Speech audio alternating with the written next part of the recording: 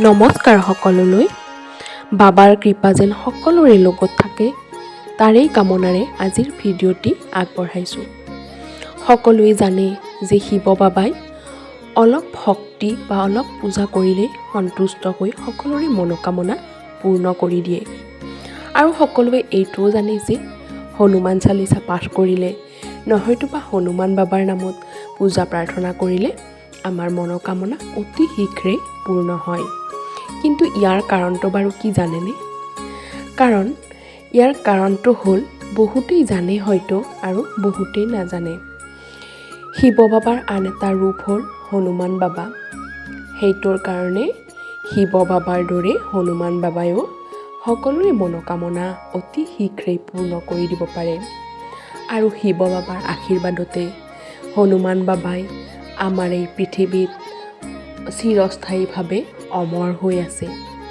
সেইটোৰ কাৰণে যাৰেই যি সংকট নাহক কিয় যদিহে হনুমান বাবাক মনৰ পৰাই বিচৰা হয় তেতিয়াহ'লে আমাৰ মনোকামনা অতি শীঘ্ৰেই পূৰ্ণ হয়।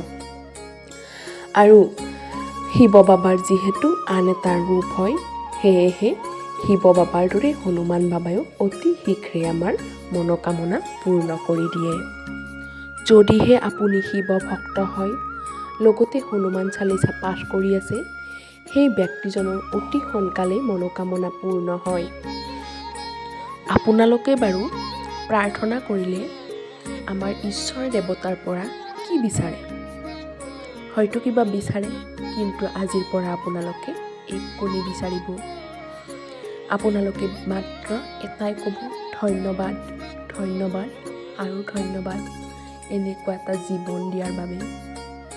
লগতে শিৱ বাবাক আপোনালোকৰ সমস্ত অৰ্পণ কৰিব, মানে চাৰেণ্ডাৰ কৰি দিব, নিজকে অৰ্পণ কৰিব। আপোনালোকৰ যি আছে যেনেকৈ আছে সকলো আপোনালোকে শিৱ বাবাক চাৰেণ্ডাৰ কৰি দিবচোন। লগতে ক'ব যে আপুনি যি দিয়ে তাকেই গ্ৰহণ কৰিম, সকলো ভাল বুলিয়েই গ্ৰহণ কৰিম।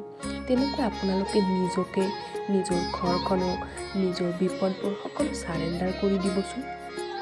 তাৰপিছত আপোনালোকে লাহে লাহে আপোনালোকৰ সমস্যাবোৰ নাইকিয়া হ'ব। লাহে লাহে আপোনালোকে ভাল ৰিজাল্ট পাবলৈ সক্ষম হ'ব। আৰু বাবাক আপোনালোকে গুৰু বা পিতৃ বুলি ভাবি সকলো চাৰেণ্ডাৰ কৰি দিয়ক মনৰ পৰাই। আপোনালোকে মনত একোৱে নাৰাখিব, এইটো নাই সেইটো নাই, কৰি চাওকচোন অন্ততঃ নিজৰ কাৰণে। বাৰু আজিৰ ভিডিঅ'টি ইমানেই। যদিহে ভিডিঅ'টি সঁচাকৈ ভাল লাগিছে তেনেহ'লে প্লিজ এটা লাইক কৰিব আৰু যদিহে নতুন হয় চেনেলটো ছাবস্ক্ৰাইব কৰিব।